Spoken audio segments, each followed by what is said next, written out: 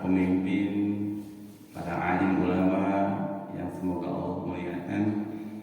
Tidak ada kata yang lebih pantas yang bisa kita ucapkan pada hari ini selain mengucap syukur atas limpahan nikmat dari Allah Subhanahu wa Ta'ala yang masih saja ternyata pada hari ini Allah memberikan nikmat-nikmat tersebut kepada kita. Yang pertama, ternyata hari ini masih saja Allah memberikan kesempatan kepada kita untuk membuka mata kita kembali. Begitu luar biasa rezeki ini yang bernama waktu, yang bernama umur. Segala bentuk kebaikan, segala bentuk niat kita tidak akan pernah terjadi tanpa waktu yang diberikan oleh Allah Subhanahu wa Ta'ala. Begitu banyak orang-orang yang hari ini bercita-cita ingin melakukan sesuatu, melakukan kebaikan, bahkan keburukan sekalipun. Tapi ternyata ada saudara-saudara kita hari ini yang udah gak bisa buka matanya lagi. Persamaan mayit sekarang dengan kita sama-sama berpikir bahwa hari ini akan hidup. Besok saya mau ini, besok saya mau itu. Ternyata mayit tersebut gak hidup lagi. Tapi Allah masih memberikan waktu ini kepada kita. Berbanyak bersyukur nikmat ini, karena nikmat ini gak Allah berikan kepada seluruh hambanya hari ini. Ada yang dicabut oleh Allah, yaitu waktunya. Juga atas nikmat sehat yang masih saja Allah berikan kepada kita. Dengan nikmat sehatnya sehingga kita bisa berjalan menggunakan kaki kita ke tempat yang amat sangat mulia. Dengan sehatnya telinga kita bisa mendengar panggilan-panggilan Allah Subhanahu wa Ta'ala yang berupa hidayah, adzan dan lain-lain. Karena banyak yang ternyata yang Allah berikan nikmat sehat, kakinya sehat, telinganya sehat, matanya sehat, tetapi tidak digunakan untuk ketaatan kepada Allah Subhanahu wa Ta'ala. Dengar adzan, dengar semuanya dengar, tapi dia nggak mau ke masjid. Kakinya sehat-sehat, tapi nggak mau ke masjid. Matanya sehat-sehat, tapi nggak mau baca Al-Quran.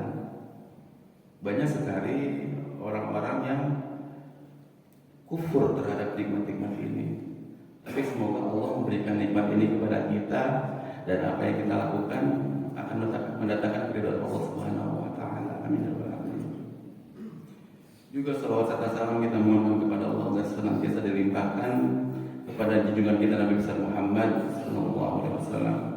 Juga kepada para keluarganya, para sahabatnya, dan juga kepada orang-orang yang mengikuti sunnahnya hingga hari akhir nanti. Jamaah yang dimuliakan Allah Subhanahu wa Ta'ala, kita akan lanjut pembahasan tentang kitab Al-Wabilus Shayyib. Ini kitab luar biasa, kurikulumnya para ulama. Kami di Timur Tengah pun belajar seperti kitab ini. Di sini kitab ini berisi tentang bagaimana cara kita menata hati.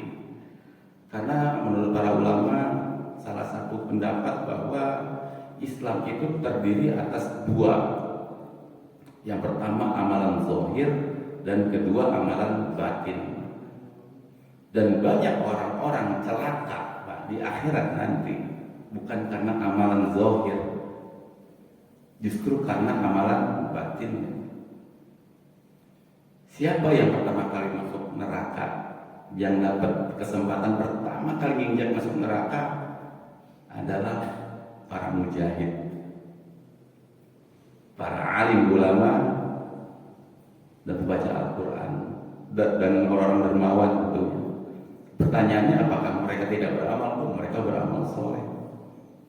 Mereka sholat rajin, mereka perang, mereka baca Al-Quran, mereka berderma dengan harta sebanyak-banyaknya, tapi masuk neraka pertama kali. Kenapa? Apakah amalnya bermasalah? Amalan zahir dia bermasalah, hatinya bermasalah. Hatinya bermasalah. Lalu kitab ini begitu luar biasa, dijelaskan secara rinci, secara detail bagaimana kita mensucikan hati kita. Al-Imam Ibnu Qayyim menjelaskan tentang pola kehidupan. Ini sudah dibahas dari awal-awal bahwa kehidupan kita berputar di 3 pola. Yang pertama, akan datang masa di mana Allah memberikan nikmat kepada kita. Yang kedua, akan datang waktu di mana Allah akan memberikan ujian kepada kita. Yang ketiga, akan datang masa di mana kita masuk ke dalam lubang dosa. Makanya Imam Ibnu Qayyim dalam mukadimahnya kitab ini, kita masih bahas mukadimah, Beliau menjelaskan, mintalah kita kepada Allah, mohon kepada Allah, agar ketika Allah berikan nikmat kepada kita, kita menjadi manusia yang bersyukur kepada Allah. Dan rukun syukur sudah dibahas. Lalu ketika kita diberikan musibah, mohonlah kepada Allah untuk dijadikan manusia yang bersabar. Dan ketika kita melakukan dosa, mohonlah kepada Allah agar kita dimudahkan untuk beristighfar kepada Allah. Ini luar biasa. Pesan yang disampaikan sedikit namun maknanya luas sekali. Bulan lalu kita membahas tentang pola hidup yang kedua, di mana kita ketika diberikan musibah, kewajiban kita ada dua, as-sabru wa taslim, kata Imam Ibnu Qayyim, yaitu bersabar dan menyerah. Ketika diberikan ujian, gak usah marah-marah, gak usah komplain kepada Allah, saya gak akan sholat lagi, percuma sholat juga diuji, atau dengan cara-cara komplain yang lainnya. Jangan, nyerah aja sama Allah. Kenapa? Karena Allah bukan lawan kita. Mau marah-marah seperti apapun kita, takdir itu akan tetap sampai kepada kita. Makanya kata Umar bin Khattab menjelaskan tentang ujian, ketika kalian diberikan ujian oleh Allah, ada 3 hal yang terimalah itu. Ridholah kalian terhadap ujian tersebut. Kenapa? Dengan ridho kita akan mendapatkan pahala dari Allah Subhanahu wa taala. Kedua, dengan ridho atas musibah yang Allah berikan kepada kita, hati kita menjadi tenang. Kenapa? Karena sandaran kita adalah Allah. Lalu dengan ridho kita akan mendapatkan pertolongan Allah. Jika kamu menolak, jika kamu marah terhadap ujian tersebut, maka yang terjadi pun akan 3. Kenapa? Yang pertama, kalian akan mendapatkan dosa karena kalian menolak takdir Allah. Kedua, hati kalian akan berantakan karena nggak menerima. Yang ketiga, kalian tidak akan pernah ditolong oleh Allah Subhanahu wa taala. Lalu Imam Ibnu Qayyim menjelaskan kepada kita, pola hidup yang kedua adalah ketika diberikan musibah, kita jadi manusia yang bersabar. Sabr wa taslim. Lalu pertanyaannya, kita sering mendengar yang sabar ya Pak, yang sabar ya Bu, gitu ya Bu ya. Pertanyaannya, sabar itu apa sih Bu? Sabar itu apa sih? Yang sabar ya, kita sering ke anak kita, ke teman kita, yang sabar ya. Sering nasehatin, tapi sabar tuh mesti ngapain sebetulnya? Oke, saya sabar, terus saya harus gimana? Bingung. Karena apa? Karena yang nasehatin ya, dengan yang dinasehatin sama-sama gak ngerti sabar itu apa. Imam Ibnu Qayyim menjelaskan kepada kita, kata beliau, was-sabru habsun nafs anit tasakhuti bil maqdur. Sabar itu menahan diri kita, jiwa kita, hati kita, nafsu kita dari rasa kecewa, benci, marah, nggak terima terhadap apa yang Allah takdirkan kepada kita. Yang pertama adalah sabar itu menahan jiwa kita, hati kita untuk nggak terima, untuk komplain, untuk kecewa terhadap takdir Allah. Karena konsep sabar menurut Imam Ibnu Faris dalam kitabnya Al-Maqaisul Lughah, sabar itu artinya al-habs. Al-habs itu artinya menahan, tahan hati kita untuk marah, tahan hati kita untuk nggak terima, tahan hati kita untuk kecewa terhadap takdir yang sudah Allah berikan kepada kita.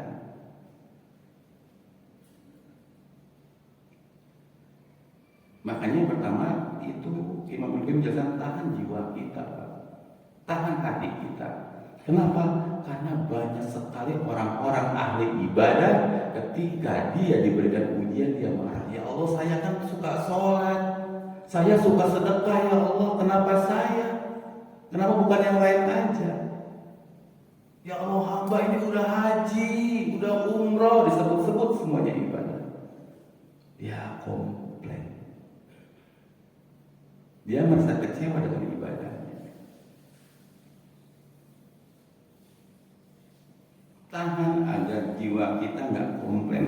Tahan jiwa kita agar tetap terkendali. Walaupun keinginan kita tidak terwujud.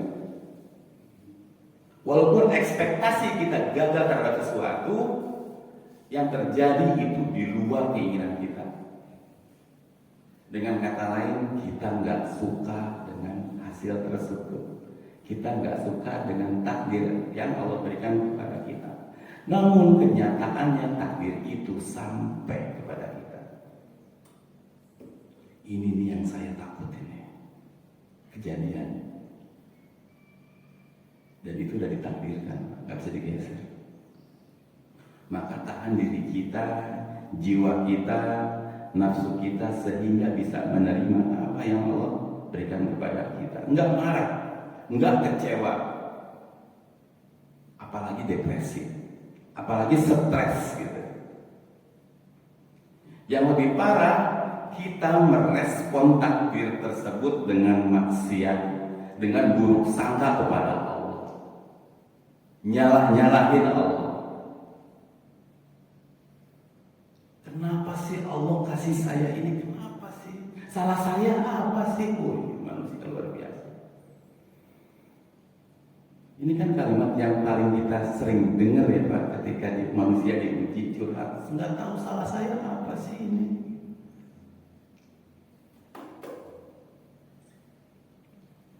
Sehingga sebagian orang itu mengikuti hawa nafsu itu berontak sama Allah. Untuk kadang disakitin sama manusia, balas lagi sana sini, marahnya luar biasa. Dan mereka melakukan itu semua dengan pembenaran bahwa mereka disakiti. Anda ngancurin saya bikin Anda hancur lagi, lihat aja tuh, marah hatinya. Benar dong saya melakukan ini, habisnya dia seperti ini sama saya. Benar dong saya bikin pembenaran. Sedangkan kita perlu tahu yang Allah kabarkan dalam surah Yusuf ayat 53. Apa kata Allah? Wa ma ubarri'u nafsi, dan aku tidak menyatakan diriku terbebas dari kesalahan. Jadi orang sabar itu enggak melakukan pembenaran atas tindakannya ketika berontak. Ketika marah, dia nggak membenarkan dirinya. Bener dong saya kayak gini, minta pembenaran orang terus. Dan dia merasa itu bukan suatu dosa. Orang sabar nggak seperti itu. Lalu lanjutannya apa? Innan nafsa la ammaratun bisu'. Karena sesungguhnya nafsu itu senantiasa mengajak kepada keburukan, kata Allah. Nafsu itu senantiasa mengajak kepada kejahatan. Nafsu itu ngajak maksiat. Nafsu itu ngajak dendam. Nafsu itu ngajak marah.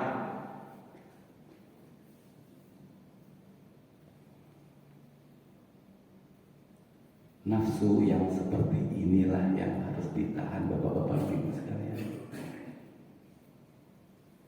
Nafsu ini sukanya berontak. Nafsu ini gak suka dengan ketaatan, musuh dengan ketaatan, gak suka. Sukanya melawan, sukanya ngarahin yang buruk-buruk. Lalu gimana caranya supaya jadi orang baik? Tahan itu semua. Berat Ustaz? Sepakat. Karena menahan dalam bahasa Arab artinya sabar. Memang konsepnya nahan. Pengen nonjok nyesek Ustaz, iya sepakat. Tapi Tapi tahan, itulah ibadah sabar. Itu poinnya. Jadi kita bisa tarik kesimpulan bahwa sabar itu bukan hanya terlihat diam, ngelamun aja. Ketika dinasehatin, yang sabar ya gitu. Ini saya sabar kok Ustaz gitu. Lah sabar sama muka gak sinkron Pak. Sabar ngomong sabar mukanya merah, uratnya kencang-kencang, itu bukan sabar. Sabar itu luar dalam. Kontrol hati untuk menerima, kontrol pikiran supaya nggak berpikir buruk kepada Allah, bilang Allah nggak adil, kenapa sih saya dipuji terus, salah saya apa sih? Kontrol itu semua. Kontrol supaya muka kita nggak merah, kontrol supaya lisan kita nggak maki-maki, kontrol supaya mata kita nggak melotot-melotot sama orang. Ingat bahwa nafsu itu senantiasa mengajak ke arah yang buruk. Makanya jangan didiemin gitu aja, jangan diikutin, tahan. Kenapa? Ketika kita mengikuti itu semua, yang ada jiwa kita rusak, hati kita kotor. Makanya harus ditahan, habs. Jangan buruk sangka kepada Allah. Itu nafsu ngajak kita mikir jelek terus sama Allah, Pak. Mikir kalau Allah itu jahat, mikir kalau Allah itu nggak adil, Allah tuh pelit, katanya. Kenapa sih hidup saya ribet banget gitu? Padahal saya nggak pernah nyakitin orang loh, gitu. Bahasanya kan itu paling sering. Kenapa sih dia nyakitin saya? Padahal saya nggak pernah nyakitin dia loh. Kenapa sih mesti saya dapat musibah? Padahal saya baik, padahal saya taat. Dan ini liar, keliaran-keliaran ini, hawa nafsu kita, inilah yang mesti ditahan. Jangan sampai kita dikuasai oleh hawa nafsu kita. Siapa yang bisa sabar? Siapa manusia yang bisa bersabar? Kata Allah dalam surat Al-Baqarah ayat 156, alladzina idza asabatuhum musibah qalu inna lillahi wa inna ilaihi raji'un. Yaitu orang-orang yang ketika diberikan musibah oleh Allah, diberikan ujian oleh Allah, mereka berkata inna lillahi wa inna ilaihi raji'un. Kami milik Allah dan kami semua akan kembali kepada Allah. Kami milik Allah. Saya, tangan ini, badan ini, mata ini, pasangan kita, harta kita, itu milik Allah, bukan milik kita. Itu menyadarkan kita. Harta kita bukan milik kita, tapi milik Allah. Anak kita bukan milik kita, tapi milik Allah. Kebahagiaan yang kita miliki itu Allah yang kasih, bukan punya kita.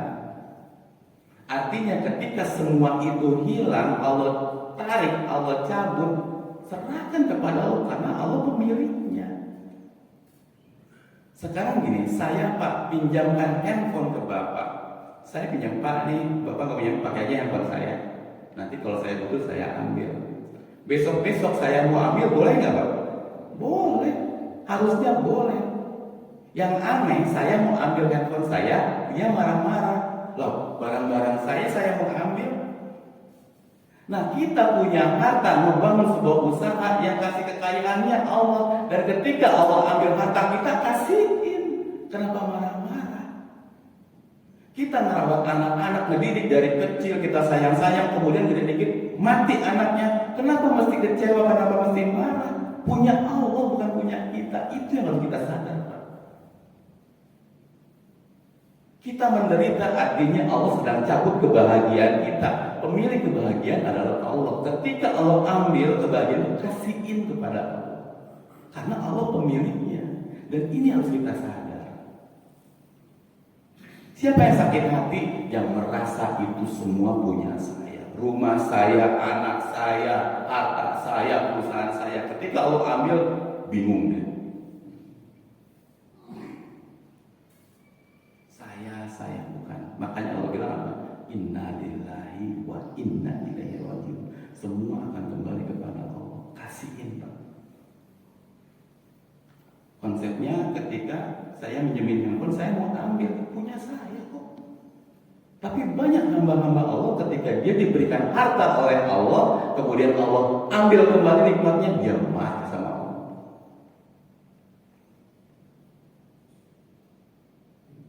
Ini sebab ketidakbahagiaan kita di dunia. Kenapa? Rasa memiliki kita tinggi. Sementara Allah bilang, inna lillahi wa inna ilaihi raji'un. Semua milik Allah dan akan kembali kepada Allah. Allah mau ambil tangan kita diamputasi, ambil ya udah serahin kepada Allah. Allah pengen kita nggak punya tangan, udah beres.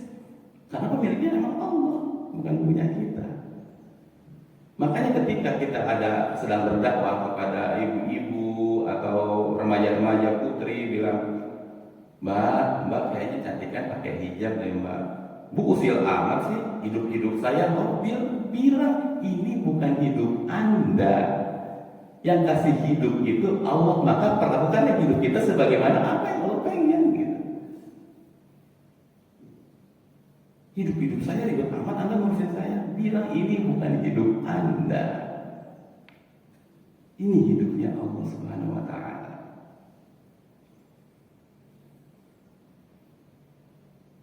Orang sabar tidak merasa apa yang ada di sekeliling dia, bahkan dirinya dia merasa itu bukan punya dia.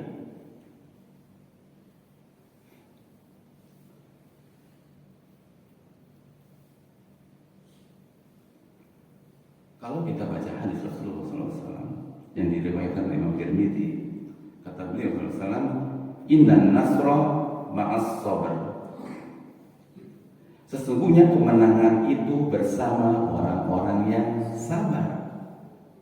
Kemenangan bersama orang-orang yang sabar. Artinya kalau kita nggak bisa sabar, kita jadi yang kalah. Siapa yang mengalahkan kita? Hawa nafsu tentunya. Jadi gimana menang sementara sabar aja nggak ada? Pasti rusak hidup kita, pasti hancur hidup kita. Dan kita menjadi orang yang terpuruk. Kenapa? Pasti nggak ada sabar. Orang yang depresi, orang yang kehilangan kemudian depresi, dia adalah orang-orang yang kalah.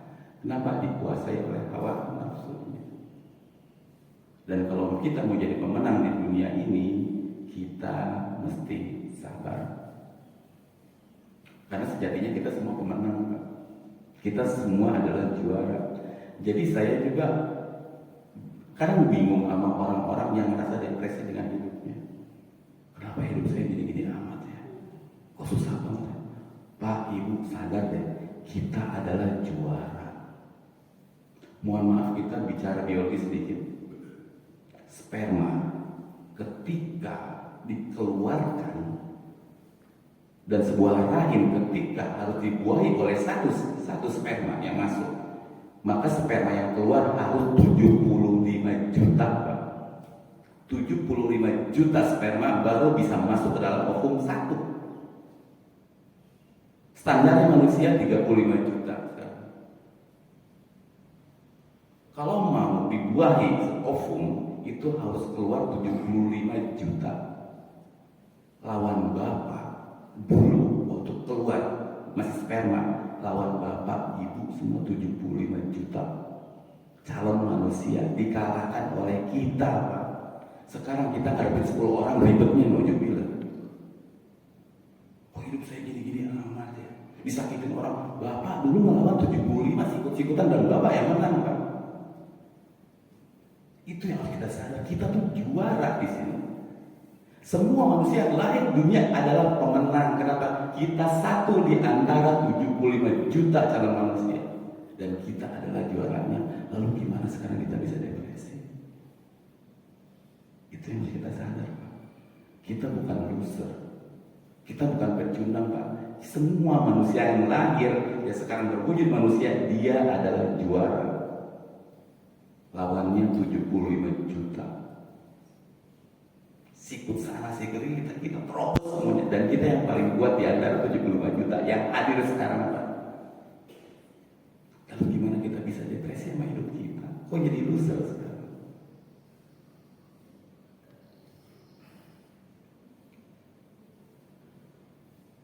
Terus kalau kita baca Al-Quran, Al-Baqarah 153, apa kata Allah? Innallaha ma'as sabirin. Sesungguhnya Allah bersama orang-orang yang sabar. Tuh, disebutin lagi. Artinya Allah bersama orang-orang yang bisa nahan hawa nafsunya. Kemenangan itu senantiasa bersama orang-orang yang bisa menahan hawa nafsunya. Makanya di Lebaran dibilang hari kemenangan. Keberuntungan bersama orang-orang yang bisa tahan hawa nafsunya. Itu poinnya, Pak. Sehingga dia tidak melakukan apa-apa yang tidak diridhoi oleh Allah. Sehingga dia bisa menerima ketetapan-ketetapan Allah. Dia terima. Nggak benci atas musibah-musibah yang Allah berikan kepada dia. Kenapa? Karena dia tahu itu dari Allah yang Maha Agung. Takdir ini sampai, walaupun nyesek, walaupun pahit, tapi dia tahu pasti ada hikmah di balik itu semua. Jadi orang sabar itu ketika dizolimi dia tidak marah. Yang mesti kita paham, bapak-bapak, ibu-ibu sekalian, ketika kita dizalimi, ketika kita disakiti, kita mesti paham, jangan pernah lihat siapa yang zalim kepada kita, tapi lihat siapa yang mengizinkan dia zalim kepada kita. Itu. Lihat siapa yang mengizinkan dia zalim kepada kita.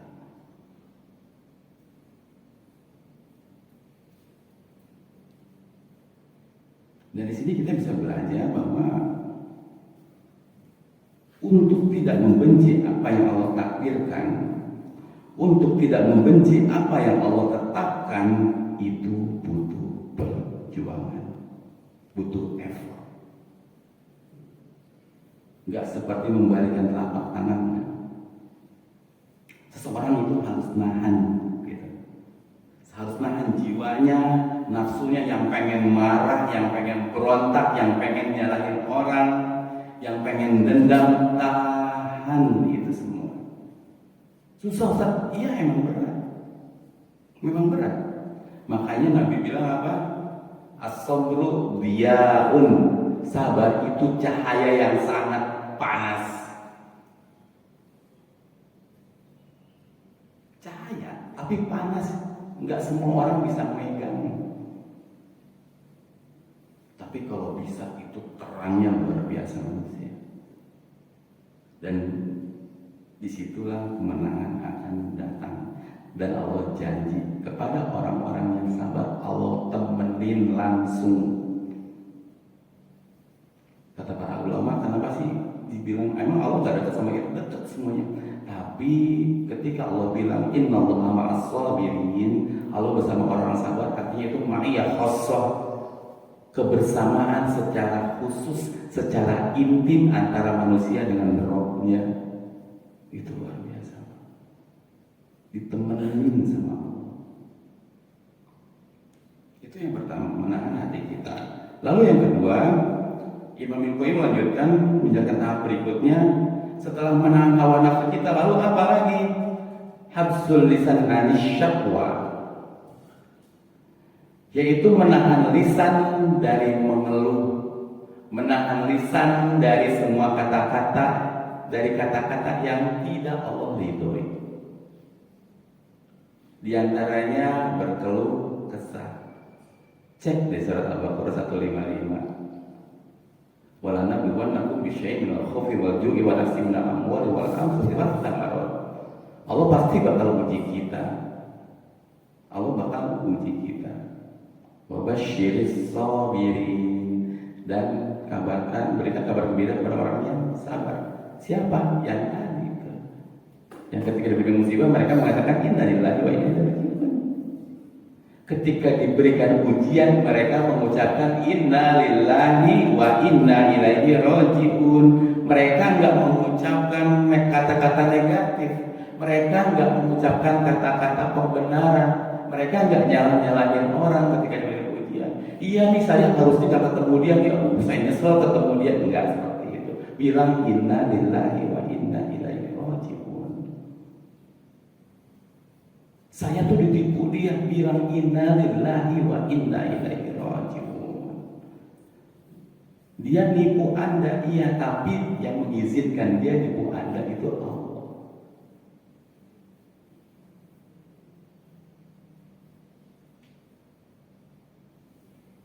Mereka nggak mengucapkan kalimat-kalimat keluh kesah, atau mereka nggak mengedepankan curcol bahasa anak sekarang, atau curhat-curhat nggak produktif. Kalaupun mereka cerita, mereka cari untuk cari solusi, bukan menjatuhkan satu pihak, bukan nyari pembenaran. Mereka cerita untuk gimana ya saya solusinya. Itu cerita, silakan. Itulah orang sabar.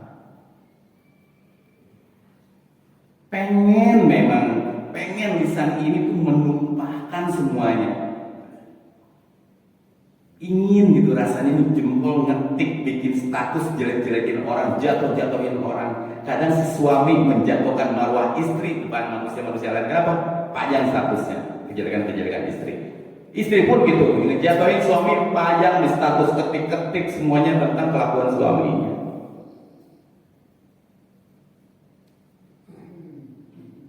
Tapi orang-orang sabar itu tahan itu semua. Karena arti dari sabar yaitu menahan.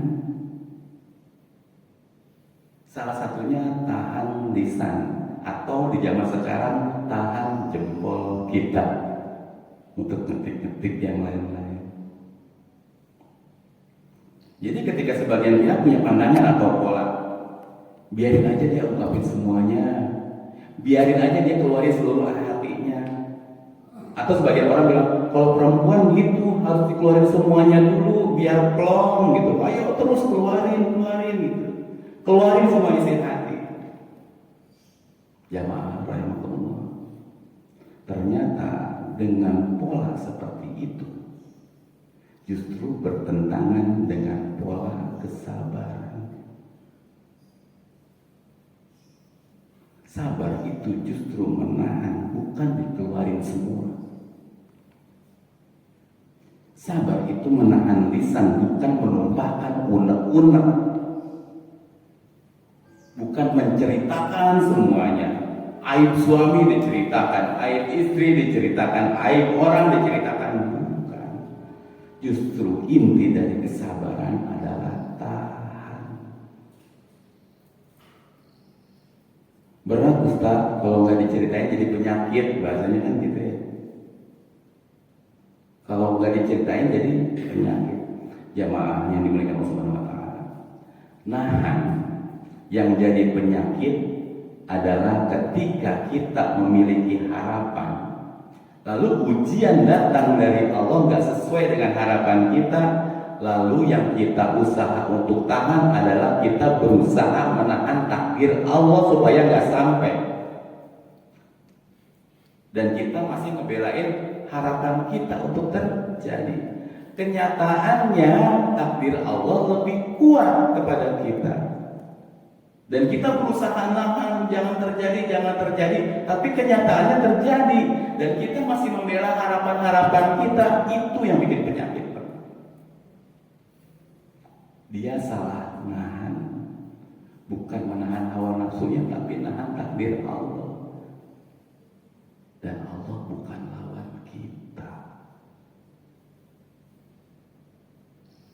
Dia tahan terus sampai dia frustasi, sampai stres gitu. Dia terus membela keinginannya, membela hawa nafsunya, sementara kekuatan Allah lebih besar. Itu yang bikin nahan jadi sakit, salah nahan. Seorang istri nggak mau, dia sakit hati disakitin oleh suaminya. Harapannya suaminya sayang terus sama dia, nggak nyakitin. Harapannya, takdirnya suaminya nyakitin. terus kepikiran, terus pengennya suami nggak nyakitin, harapannya masih dibela harapan, tapi takdir Allah yang nyampe suaminya nyakitin. Dia berusaha buat menahan itu biar suaminya nggak nyakitin, kenyataannya nggak bisa. Dia tahan takdir itu, tapi nggak bisa, udah terjadi. Sampai ada istri yang sampai suaminya meninggal belum bisa maafin. Itu yang jadi sakit, itu yang jadi darah tinggi, stres, tensi naik, kanker dan lain-lain. Itu yang rusak. Dia bangun usaha, udah tinggi-tinggi berhasil, ditipu orang, hancur. Dia masih ngebelain harapannya yang punya harapan tinggi, perusahaan tinggi dan lain-lain. Kenyataannya yang takdir Allah yang diberikan kepada dia, perusahaannya hancur. Dia berusaha untuk menahan takdir Allah dan masih ngebelain keinginan dia. Ternyata keadaannya Allah lebih kuat. Dia tapi tetap sampai detik ini masih nahan. Coba saya nggak ketemu sama dia. Oh dia tuh gara-gara dia saya tuh ini. Terus gara-gara dia terus dipikirin, ditahan terus takdir Allah. Coba saya nggak ketemu dia, saya nggak akan miskin kayak sekarang. Terus dia melakukan kebenaran, terus lakukan itu Pak. Dijamin hidup kita hancur. Dijamin hidup kita menderita. Kenapa? Kita menolak takdir Allah dan kita nggak bisa sabar di situ. Karena orang sabar itu ketika diberikan ujian dia nerima, bilangnya innalillahi wa inna ilaihi raji'un, bukannya nyalahin orang. Jadi menahan yang bisa bikin jadi penyakit, menahan takdir Allah. Sementara yang harus kita tahan apa? Hawa nafsu kita. Itu.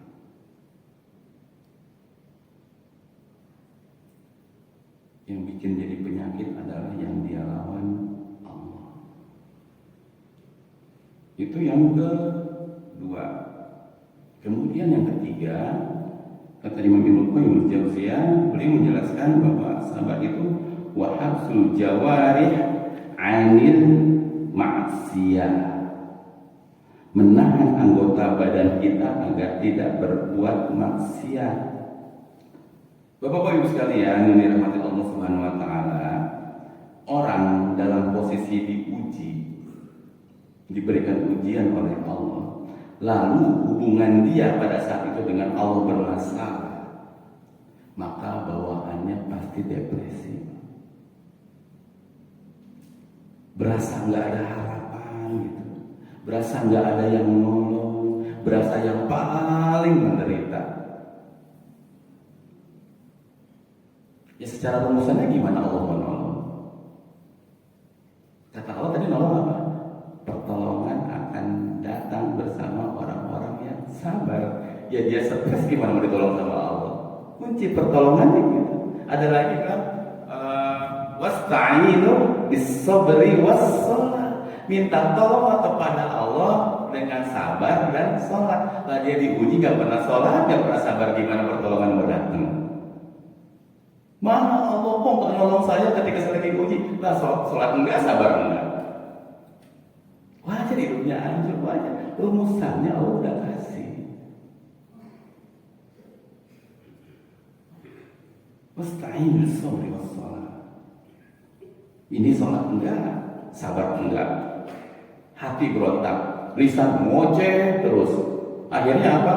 Fisiknya jangan sampai maksiat tadi. Ini enggak mau sholat, fisiknya tidak dipakai sholat, itu maksiat. Sebagian orang lagi stres dari kelabingan, kepap, minum alkohol dan lain-lain. Itu nyiksa, itu maksiat. Seorang suami mendapati istrinya selingkuh, mengkhianati dia, apa yang dia buat? Kalau hubungannya jelek sama lo, balas lagi selingkuh. Itulah nggak menjaga badan kita. Dia selingkuh, saya juga selingkuh lagi, sama-sama maksiat. Orang sabar nahan dirinya untuk tidak bermaksiat kepada Allah, nahan badannya untuk tidak bermaksiat kepada Allah Subhanahu wa taala. Karena besarnya rasa putus asa, itu seringkali seseorang malah menyiksa dirinya sendiri. Kalak, kata Imam Qayyim, itu seperti suka mukul wajah, nempeleng ngejodot-jodotin kepala, ada aja. Ada yang ngiris-ngiris pisau. Enggak, orang sabar nggak akan kayak gitu. Itu bukan orang hebat. Justru itu adalah selemah-lemahnya manusia. Mau bunuh diri lah, nyakitin diri, ngiris-ngiris pakai pisau, ada yang ngejodot-jodotin kepala, hujan-hujanan gitu. Ngapain?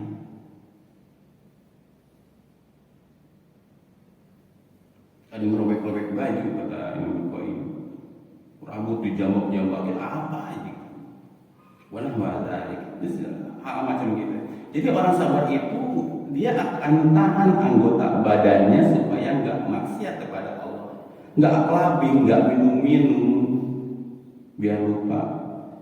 Ini lagi kita lagi punya masalah. Dia nyari ke klub, minum-minum, demi Allah Pak. Dengan minum-minum masalah nggak akan hilang. Sekarang kita stres ada masalah minum-minum, besok sadar masalahnya masih ada, nggak hilang.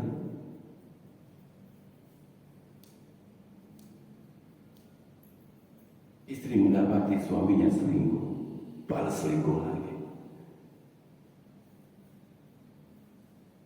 Orang sabar itu akan nahan. Orang sabar itu akan nahan. Berat kan? Iya, setuju. Dan memang ini yang paling berat. Ini kita belajar tentang sabar. Dan kita nggak akan pernah bisa sabar kecuali kita belajar dulu tentang sabar. Kita yang nasihati dan kita yang melakukan kesabaran mesti tahu sabar itu apa. Ini 3 hal ini. Jadi sabar itu adalah menahan hati kita agar tidak berontak terhadap takdir yang Allah berikan kepada kita. Hati nggak kesel, hati nggak nyesek. Yang kedua, tahan lisan kita agar senantiasa memuji Allah, nggak komplain-komplain, nggak ngejelek-jelekin orang. Hatinya tetap terpaut sama Allah, dia nggak kecewa. Bulan lalu saya menjelaskan tentang kisah Nabi Yunus, Pak. Nabi Yunus, Nabi yang pernah melakukan kesalahan. Kampungnya rusak, dia kesal, marah, pergi. Naik kapal, ada perahu udah mau tenggelam, kelebihan beban. Diundi siapa yang namanya keluar, dia yang nyemplung. Diundi Nabi Yunus lagi. Berapa kali Nabi Yunus lagi? Akhirnya nyemplung Nabi Yunus. Udah nyemplung selamat? Oh enggak, dimakan ikan paus. Menderitanya luar biasa. Seorang nabi, bayang, seorang nabi punya red carpet di dunia ini. Apa yang beliau bilang? Apakah beliau komplain, ya Allah saya kan nabi, saya kan dakwah, kenapa diginiin, kenapa engkau melakukan seperti ini? Apakah seperti itu? Tidak. Apa yang Nabi Yunus katakan? La ilaha illa anta subhanaka inni kuntu minadh dhalimin. Maha suci engkau ya Allah, dan tiada Tuhan selain engkau. Aku yang salah, aku yang zalim, kata Nabi Yunus. Itu Nabi, Pak.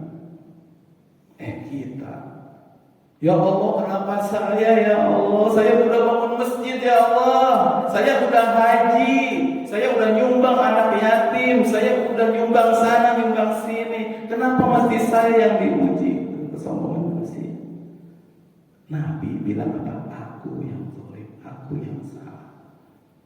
Tapi begitu sombongnya kita dengan keadaan kita, aku udah ibadah, haji udah 7 kali, haji tiap tahun segala macam disebut. Kenapa saya masih dipuji, ya Allah?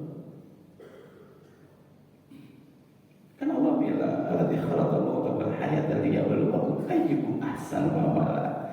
Allah yang ciptakan mati, Allah yang ciptakan hidup, memang untuk uji kita. Emang pasti diuji. Nggak mau diuji, mati, Pak. Selesai ujian. Mati, selesai ujian. Dan para ulama bilang tidaklah seorang manusia ketika dia selesai menghadapi ujian, melainkan dia akan bertemu ujian berikutnya. Jadi lisan ini dijaga. Sabar itu menahan hati untuk tidak kecewa, kemudian menahan lisan kita untuk tidak komplain, tidak marah, tidak nyalah-nyalahin orang. Yang ketiga, tahan ini raga kita untuk tidak bermaksiat kepada Allah. Sekarang ibadah apa Pak yang saya ingin salah satunya? Sabar ya. Ada nggak yang berhubungan dengan ini lagi Pak?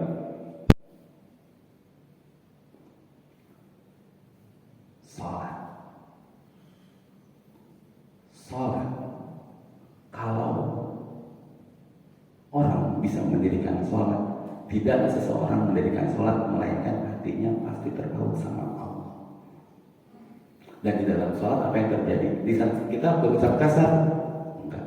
Lisan kita senantiasa berucap yang baik-baik. Al-Quran yang kita baca. Gerakan badan kita gimana Pak? Asal-asalan? Enggak. Sholat hanya melakukan gerakan yang memang diperintahkan oleh baginda kita Rasulullah SAW. Makanya Allah bilang apa? Wasta'inu bis-sabri was-sholat. Sabar. Kalau udah nggak bisa sabar, sholat. Karena sholatnya yang bisa bikin jadi sabar. Hati kita terpaut sama Allah, lisan kita terpaut sama Allah, gerakan kita terpaut sama Allah. Semuanya on track. Wasta'inu bis-sabri was-sholat. Kita udah kesal datang sholat Pak. Karena cuma sholat yang senantiasa mengajak hati kita ingat Allah, lisan kita terpaut sama Allah, gerakan kita terpaut sama Allah. Gitu aja. Luar biasa. Sholat yang ngajarin kita sabar, yang mengajak kita untuk menjadi manusia yang sabar. Itulah konsep kesabaran. Rukun-rukun cara-cara kesabaran. Sabar itu luar dalam hati kita. Kita bisa tahan, lisan kita bisa tahan, raga kita bisa tahan. Makanya dari puasa juga gitu, orang-orang beriman hatinya ridho ketika diperintahkan untuk berpuasa. Hatinya ridho, ya saya puasa. Lisannya, panas sih bulan puasa, gak akan begitu orang beriman. Dia pasti jaga lisannya, baca Quran dan lain-lain. Dan badannya dia jaga. Dia tetap kerja, tetap kontrak. Karena konsep puasa apa sih sebenarnya? Belajar sabar.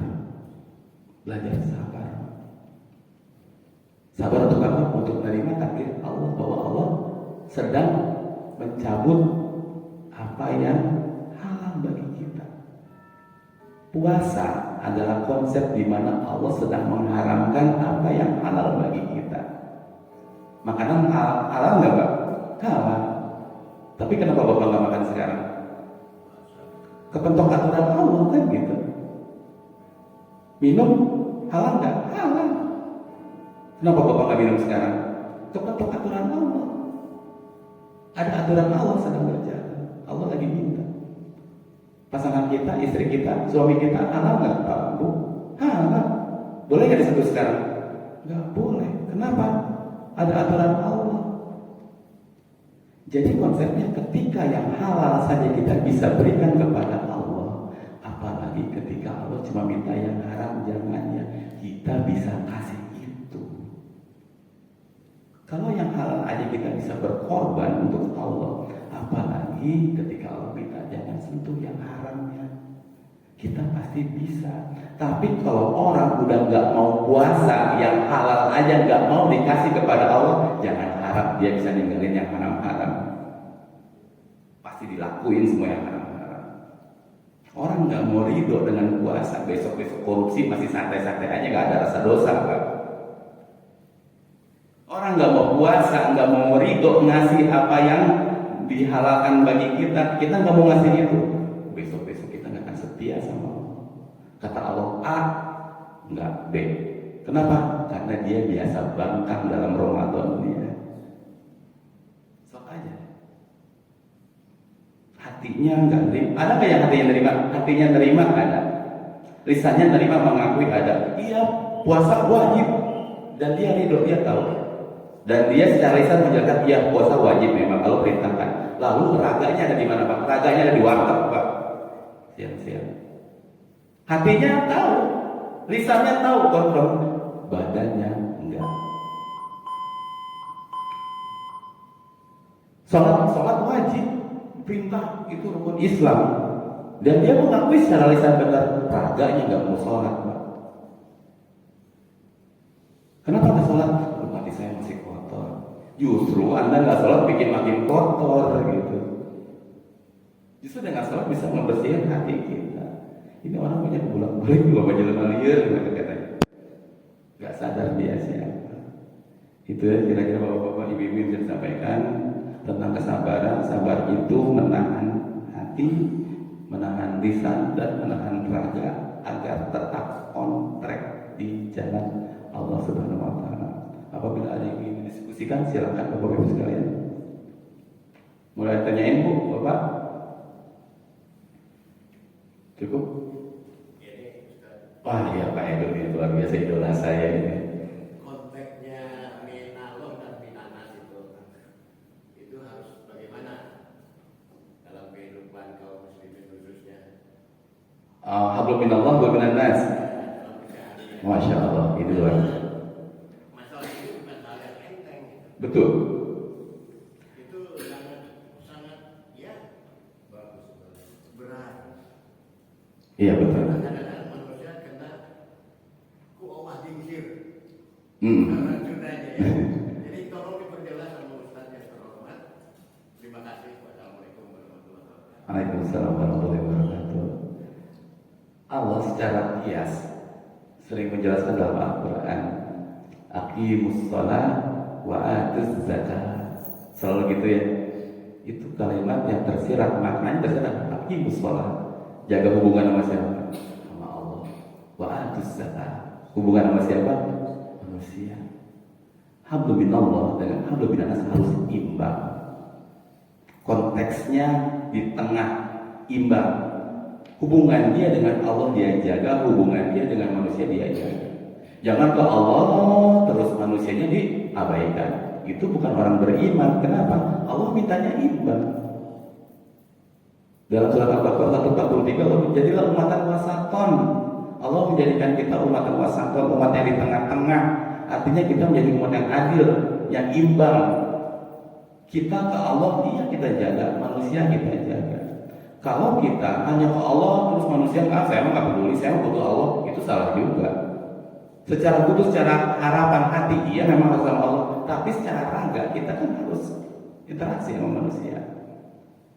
Jadi nggak bisa, kita harus tetap kita jaga hubungan dengan manusia, harus mau jaga sopan santun, harus mau jaga adab, harus mau negur, harus mau.